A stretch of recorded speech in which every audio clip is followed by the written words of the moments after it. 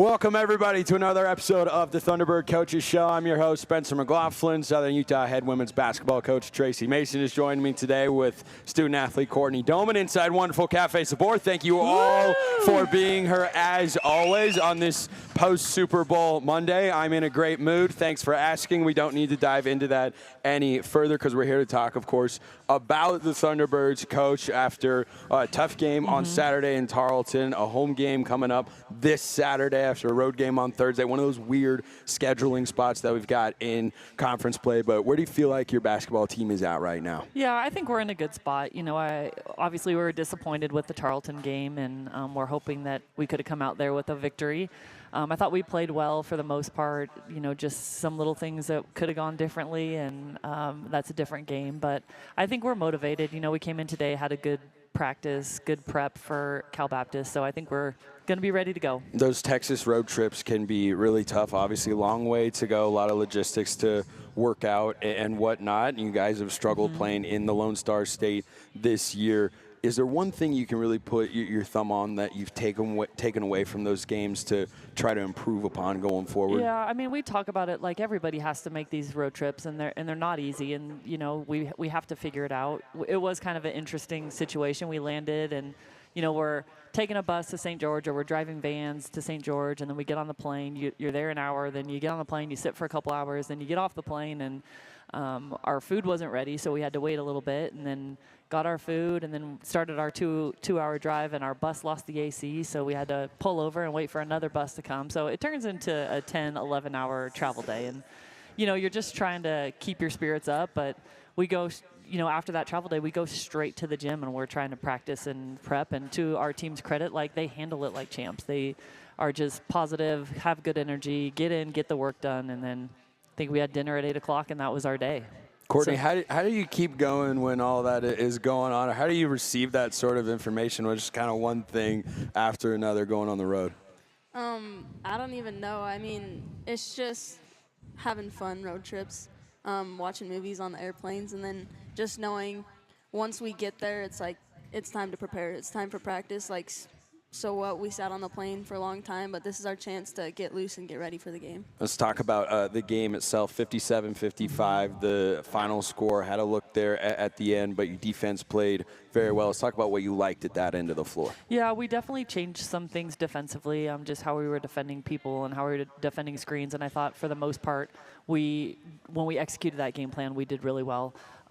This one over here got into a little bit of foul trouble, so that hurt us. You know, she's such a good matchup for one of their better players, and so I thought that kind of set us back a little bit. But yeah, I mean, defensively, I think, you know, Court's kind of the anchor of our defense. I think we have several people that I think like to play defense, and that's a big piece of the puzzle for us. And so, you know, we got to get all 5, all 6, all 7, as many people as we can on board with that, and just continue to get better defensively. Offensively, what did you feel like was missing from your team in that game? Yeah, we missed some easy layups. You know, I think we missed a couple layups and turned the ball over a little bit, and they did a great job of making the most of our turnovers. You know, the live ball turnovers are the toughest ones because a lot of times those turn into layups going the other direction. And I think a little bit was we got a little tired. We kind of got away from moving and all that, and just kind of settled a little bit. Kortney, from your vantage point in that game, Coach mentioned you were in foul trouble a little bit, but what did you like about the defensive effort your team brought in that game? Just being aggressive on defense. The biggest thing is being in, like, our gaps, helping each other. I feel like when I have my teammates there, it gives me a lot of confidence when I'm on the floor. And so I feel like we did a good job that game. And then just watching from the bench, you know, when I was in foul trouble, I was just proud at how we did our scout.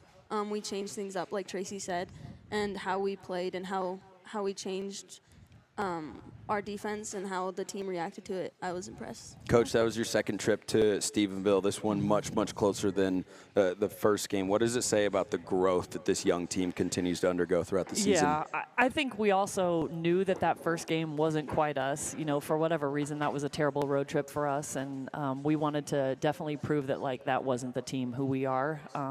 We knew that we wanted to change a couple things, and we did, but I think for us it was kind of a pride thing. Like, they didn't get our best effort. They didn't get the true SUU women's basketball T-Bird team out there, and so we really wanted to make sure that we came and gave our best effort. Kortney, from a player's standpoint, how do you feel like you guys have grown the most over the last couple of weeks, say from the time conference play began?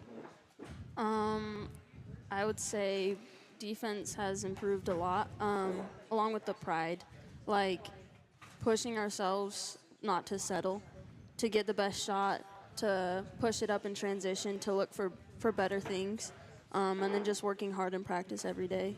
I feel like not just because we're almost done or conference play's almost done, only a few more games, whatever, like it's still pushing every day as hard as we can. Coach, before this last game, there were 2 wins for your team at home. I'm sure many of you were there for those games. I want to talk about that Abilene Christian matchup because that was billed as kind of a clash of conference titans in the WAC and how well ACU has played preseason, league favorite, of course. What did it mean to get a win against that Wildcats team? It was huge. You know, I think that's a team who obviously they're at the top side of the conference, a tough team. They play well. I think they're coached well. I think they're a team that just plays hard all the time. I would compare them to us in that regard. Like, I think we're 2 teams that play hard, and I felt like when we went out there, that was part of that road trip that I didn't feel like they got to see who we really were. And so I think we were pretty motivated for that game, especially getting to have them at home. I feel like we were ready to go. We were excited to play, and I thought we did a great job that game. Before you guys hopped on the air, Kortney, you're talking about the true one game at a time mentality. But when it's a game like that against a team that's sitting atop the conference standings, does anything feel different to you as players getting ready for a matchup like that? Not exactly. I mean, for CBU, like, we have a chip on our shoulder. Like, we're excited to go play them. We're competitive. We want to win. But I would just say, like, it's just a game. It's just basketball. It's another opportunity to play. So just going in there, mind at ease, just ready to play. Coach, let's talk about that California Baptist game on Thursday. Should be an awesome game in Riverside. Talk about the Lancers and what makes them such a tough opponent. Yeah. Also, one of the top teams in the league. They are. They're another great team that I think plays really hard. They have depth. They have people that can come in off the bench. They play up tempo, kind of similar to how we like to play. They probably shoot more threes than us. So some of their success, I think, depends on how they're shooting the ball that day. But a tough team, people that we need to keep in front of us. Their post players really gave us some trouble last game. So we need to make sure that we do a better job there and just be ready to go. But they are a good team. They're definitely a good team. And, they're in first place for a reason. And they've proven that they can win on the road, too. Ernie's is more than just a gas stop. It's your one-stop spot for fuel, fresh food, and friendly service. With locations across southern Utah, including one right here in Cedar City, Ernie's makes it easy to fill up and fuel up. Don't forget, Ernie's is home of the world-famous chicken strips, a local favorite that keeps fans coming back. Proudly supporting SUU athletics and proudly serving our community. Stop by Ernie's in Cedar City today. Last game you played against CBU, instant classic, overtime game, only home loss of the year for you so far. You guys, I believe, 10-1 on your home floor at this point in the season. For you as a head coach, does that give you an extra edge of, hey, we got to make sure we're crossing all our T's and dotting our I's going into this game because it's one where you want to make a statement? Yeah, it is. I think that game was tough. There's those games where they go to overtime, you think, and we honestly had a chance to win it in regulation. And, I told the team, like, I take credit for we were trying to foul at the end. I should have told the referee that because she fouled at the end and, they didn't call it. And that was on me. But I do think that, like, we're motivated and we're excited.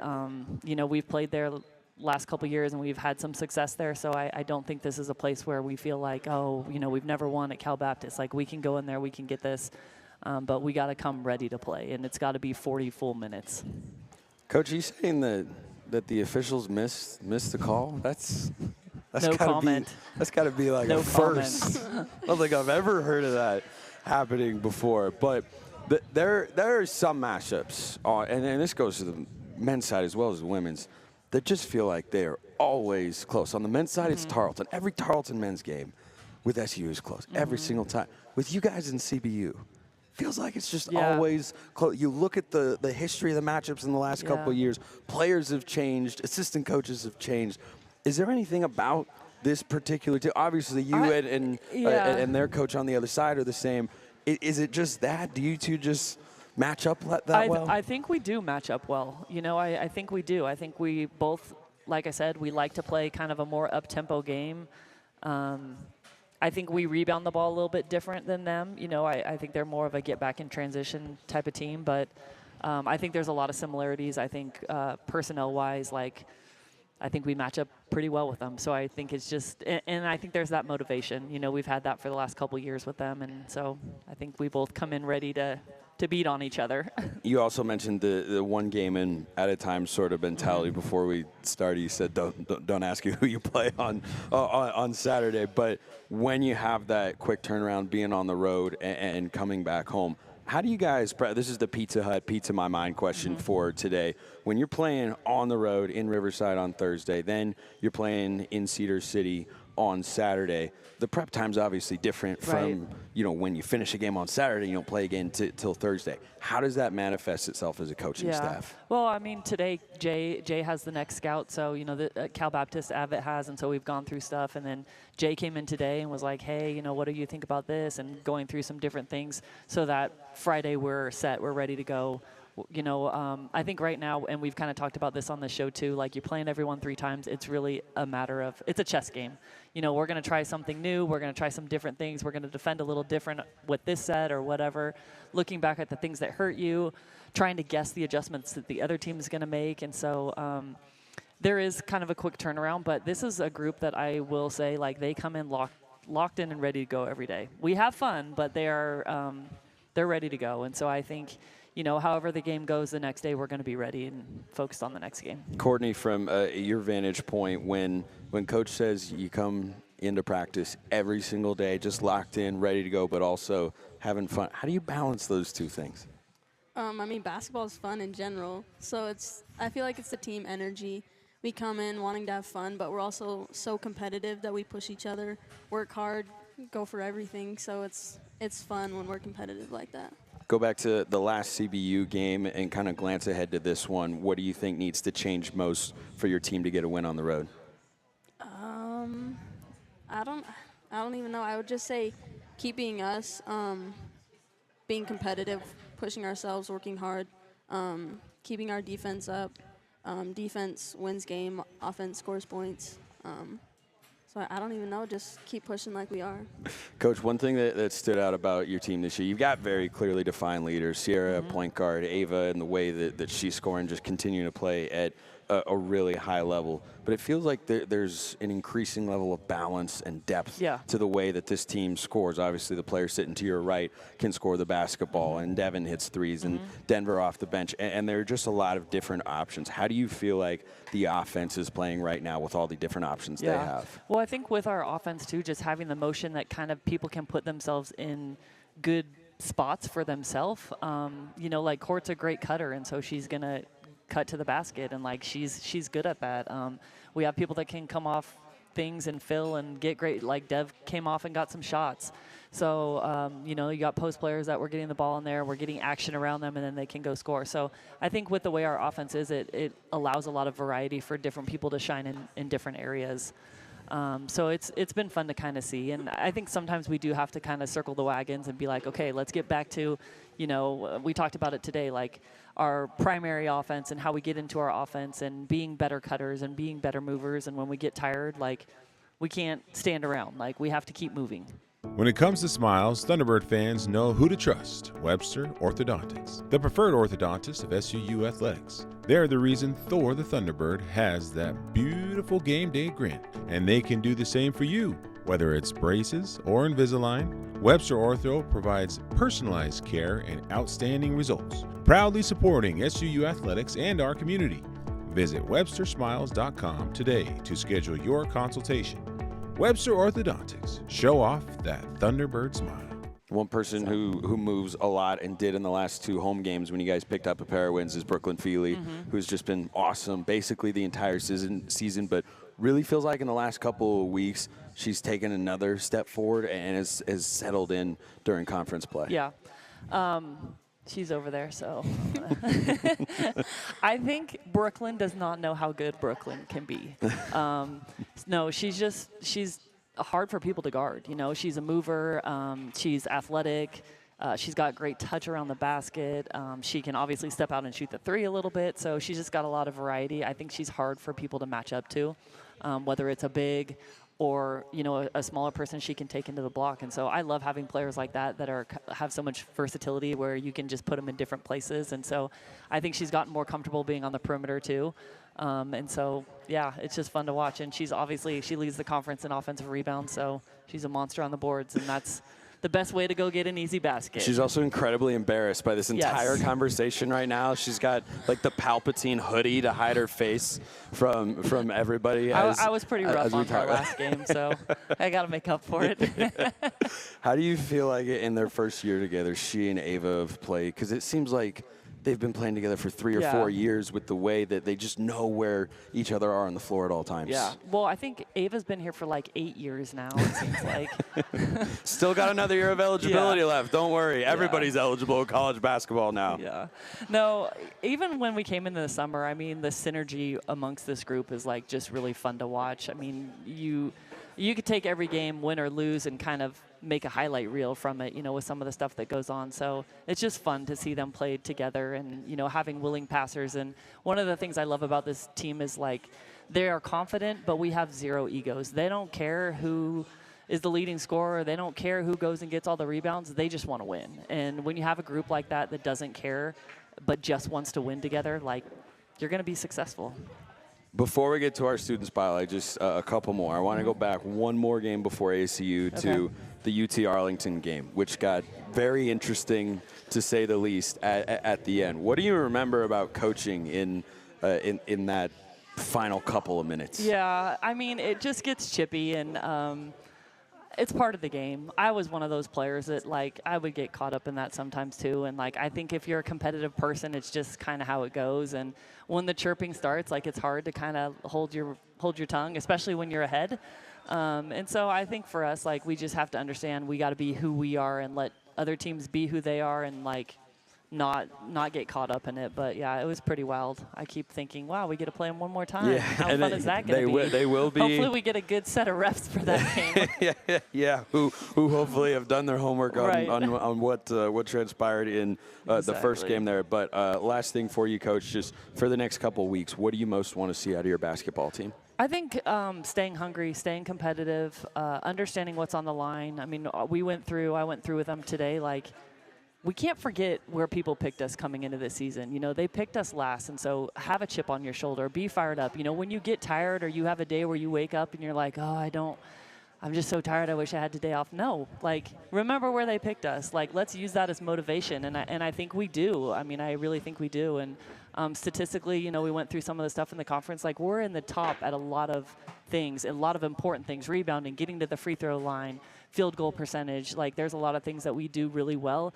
We deserve to be up there, and so we got to keep fighting. And I think just continuing to get better, like Kortney said, buying in on defense, having pride on defense, and then being movers and just working our tails off on the offensive end too. I know Ava's not forgetting that anytime. Yeah. I think she's mentioned it in every single public appearance that she has made this year. Like, she goes to the post game, and we're picked to finish last. She said that no less than 4 times this year. So it's whatever it takes to get the job done, right? And so far, Thunderbirds have been getting the job done. Time now for our visit Cedar City Brian Head student spotlight today. Of course, that is one Kortney Doman. So everyone knows your name at this point and the defense that you play. Yeah, give her a hand. She's, for my money, the best defensive player in the WAC is sitting 2 seats to my right. So start with your hometown, your major, what you want to do after school, and why you chose SUU, and then we'll go from there.